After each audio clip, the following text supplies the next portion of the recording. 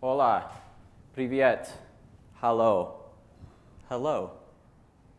Have any of you maybe tried to speak to someone who English isn't necessarily their first language, and you kind of got a little bit of a shrug of the shoulders?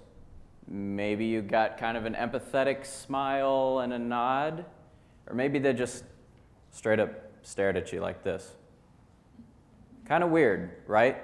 This has definitely happened to me. As mentioned before, I've been to 34 different countries across the entire world, and English is widely spoken everywhere. Usually, any place that you go, somebody there is going to be able to speak English and communicate with you. But with all of these different places speaking English, there's going to be some variations. So today, I'm redefining our mindset on English. I'm Grant Rose. I'm from Southern Indiana, and I've lived in other various places in the Midwest, including Michigan and Illinois. And I moved to Texas when I was 18, about 3 years ago, and I have gone to college here and lived here for 3 years. So I have a pretty good understanding of how English works, but I also enjoy learning new languages at the same time. I also lived in Germany when I was in high school as part of an exchange program with a host family. So I picked up a little German along the way there as well. So like we said, my two biggest hobbies, traveling, learning new languages. And honestly, throughout the time that I was learning these new languages, I started to notice certain things about English that are kind of strange, or just the way that I speak English that's kind of strange. What I want to do for everybody in this room right now is I'm about to put something up on the screen. I want you to think in your head, immediately when you see that picture, the first thing that you think. You thought apple, right? My fluent language, my first language is English.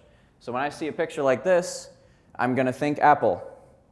If your first language maybe isn't English, but you're still fluent in English, because I'm speaking to you in English, you're probably also going to think apple. But if your first language maybe is Spanish, you might have thought manzana. If your first language is Russian, you might have thought яблоко. If your first language is German, you might have thought apfel. And then you translated it quickly, or maybe it took a second, in your head, oh, apple, because we're speaking English today. So let's pretend that this isn't here, and I never spoke about an apple. If I said to all of you the sentence, I like apples, you're all probably going to be a little confused, right? Because I mispronounced the word apple. I said apple instead. So you're probably going to look at me and wonder, what did he mean? But if I said to all of you, I like apples, you're probably not going to be as confused. You're probably going to think, oh, he just meant to say apple. So why is that mispronunciation acceptable? And why is the other one not? Why does one make more sense than the other? Well, some may argue that the P and the B sound a little bit more similar and than an A and a U being swapped. But it's still a mispronunciation. I want to talk about another big thing that I mispronounce on the daily. All right? It is the word is not. Together, supposed to be isn't, I say idn't. As if the S is replaced with two D's. I'll say it isn't right. Well, that'd be correct. It isn't right. But these kinds of things can be confusing to someone who's trying to learn English, someone whose first language is not English. Because if you are learning a language, you are going to learn that language with correct pronunciation. You might not even learn the word isn't. You might just learn is not. And as English speakers, you can put two and two together and just be like, oh, he meant to say isn't. and he just said idn't. You might be able to use context clues, but understand using context clues and understanding the structure of how a language works takes an advanced level of understanding of that language. One that if you're trying to learn the language or if it's your second language, you might not have. I'm going to move on and talk about some phrases that we might say every day without even thinking about it. Two of my favorites are these. One of these means no. One of these means yes. Have you ever found yourself just saying, yeah, no, or no, yeah? One of them means yes, one of them means no. I probably don't have to tell any of you which one is which, but I will anyways. Yeah, no means no, and no, yeah means yes. But think about it. If you don't speak English and you're trying to learn the language, and somebody said to you, yeah, no, those are two completely polar opposite words that you're using at the same time when you only meant one of them.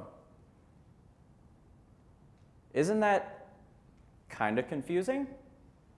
What if you were trying to learn Russian and somebody said da niet or niet da? That's yes and no, but you don't know which one they're talking about. And you don't know what their language deems as appropriate for these phrases and stuff like that. I actually, when I lived in Germany, my host family speaks fluent English because in Europe, usually you grow up learning English throughout your entire education, school career. And so I actually even said some of these things at first, and they would look at me really confused, like, what? They spoke English, but this didn't make sense to them. These are the kinds of things I want us to think about. Next, I'm going to talk about something called a diminutive. A diminutive is a way that you kind of change how a word is to put some sort of emphasis on it. This is a dog. I'm going to talk about Russian with this one. In Russian, the word for dog, собака. In Russian, the word for dog also is собачка. They're the same word, they mean the same thing, but one of them has a little bit of an emphasis on it, has a little bit extra. But they both mean dog. Now, if I am learning Russian and I learn that the word for dog is собака, I'm going to be like, yep, I know it, this, that, and the other. I hear someone say собачка, and I'm like, crap, what's going on? What do they mean? Maybe it's a different breed of dog. Maybe like it's a different kind of dog altogether. Maybe it's like a wolf. Because I can hear that it sounds like собака, but it's not the same word. Same thing goes for English. We have diminutives in English as well. Doggy would be the diminutive for dog. But in English, when we say things like doggy instead of dog, or mommy instead of mom, usually that has like a youthful connotation with it. And so that's not the example I'm going to use. The example I'm going to use is if I was walking down the street and I saw this guy, I would say, oh, that's a cute little puppy dog. That whole thing there is a diminutive. And it's something we understand, like, oh, it's a cute little puppy dog. Like everybody's like, yeah, that makes sense. But if you're trying to learn English and you heard me say that, Grant, that's not little. Grant, also, that's not a puppy either. That's a fully grown dog. That doesn't make sense. These are the things that I want us to think about that we do on the daily. Another thing is idioms. This is one of the biggest ones. An idiom is a phrase that has no literal meaning, but it's kind of a figure of speech, shall we say. If I were to say to all of you right now, let's blow this popsicle stand. Now, don't actually leave. I want you guys to listen to the rest of what I have to say. But you all probably took that to mean, let's leave. Let's get out of here. Let's bounce. That's another idiom. We're not literally getting out exercise balls and bouncing up and down on them. That's not what that means. It means let's leave. But literally, if you take the phrase let's bounce, it means like let's jump around and stuff like that. Now let's take the phrase that I just said to all of you literally. Let's blow this popsicle stand. What does that mean? Well, it means nothing at all. It means nothing. That verb blow and the noun popsicle stand, they don't go together in the same sentence by themselves. It literally means nothing at all. So if you're learning a language, you're probably going to take a very literal interpretation of everything that you hear and say. And so if you hear that, you're going to try to make sense of it. You're going to waste a lot of energy trying to make sense of, well, that's weird. And honestly, you might not have even heard or learned a word like popsicle stand. Another one of my favorite idioms is kind of a rhetorical question. If somebody says to me a question that has what I think, or maybe other people think, are a very common or answer that we all think makes sense, like if somebody said to me, Grant, is the sky blue? I probably will look back at you and say, is the Pope Catholic? Because obviously, the leader of the Catholic Church is probably Catholic, right? But that kind of thing is a little bit confusing. I actually said that to my host family one time. They said to me something like, hey, do you want lunch today? Or something like that. And I was like, well, is the Pope Catholic? And they all just looked at me and they were like, yes, Grant, the Pope is Catholic. And I was like, oh. But see, these kinds of things are a little bit harder to understand if it's not your first language or if you're trying to learn that language. And so I am trying to get everybody to redefine what it means when we say these things, because oftentimes we'll say these things without actually thinking about it. I know I blurt out like a yeah, no, and no, yeah all the time without even thinking about doing it. Heck, there's probably stuff that I've talked about in this talk today that I didn't even realize I said. It's just the way that I speak. I want to switch gears a little bit and talk about something called a lingua franca. A lingua franca is a language that is common between two people who do not speak the same language. Let's take this map of Europe, for example. Say you're from France. You're a French tourist. You speak French. You go to Italy. They speak Italian there. And you go to the coffee shop. You speak French. The guy at the coffee shop speaks Italian. Oh no, what do? Luckily, you both speak English. English, in that example, is the lingua franca. Lingua francas do not exist in the United States. Let me give you an example. Let's say you're from Dallas. You've lived here for 18 years, and you got into college. Awesome. You're going to Louisiana Tech. All right? The second you drive across that border into Louisiana, all of the road signs change. They're in a different language. You stop at the gas station to try to get directions. The person at the gas station can't communicate with you, and you can't communicate with them. See, you grew up speaking Texan. They grew up speaking Louisianian. They speak different languages. Now, imagine you do go to this college for 4 years, you get your degree, you get a job. Awesome. The job's in Mississippi. Second you drive across that border, same thing happens again. They speak Mississippian there.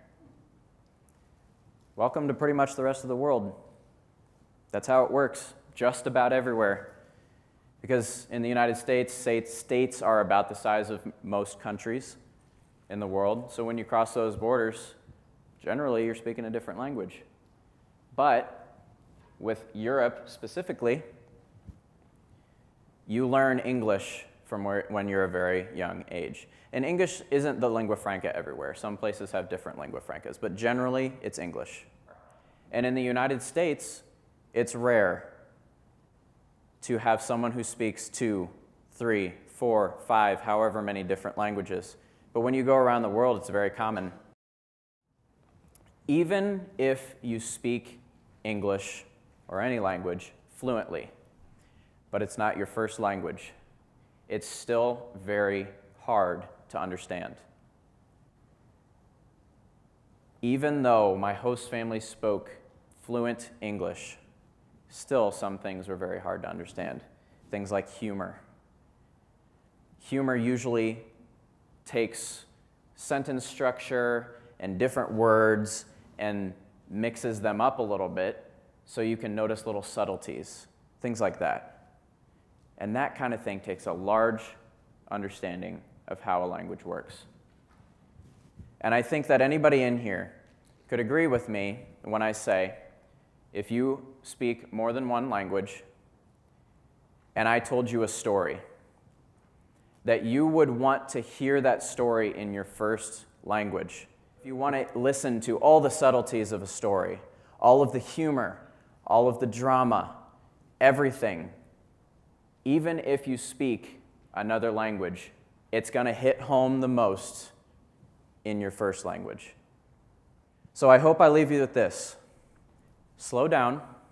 Think about those things. If you're traveling somewhere, just think about those things that you do when you speak English. Listen to those mispronunciations. Listen to all the idioms you use. Listen to all the little meshed together things that American English likes to do. Listen to all those diminutives that you didn't realize you said. And honestly, it will confuse the person you're talking to a lot less, which will confuse you a lot less, which will frustrate them a lot less, which will frustrate you a lot less. And you might make a new friend. And you might be able to expand your network across the globe. And I think that it could bring us just a little bit closer together. Spasiba, danke, gracias, thank you.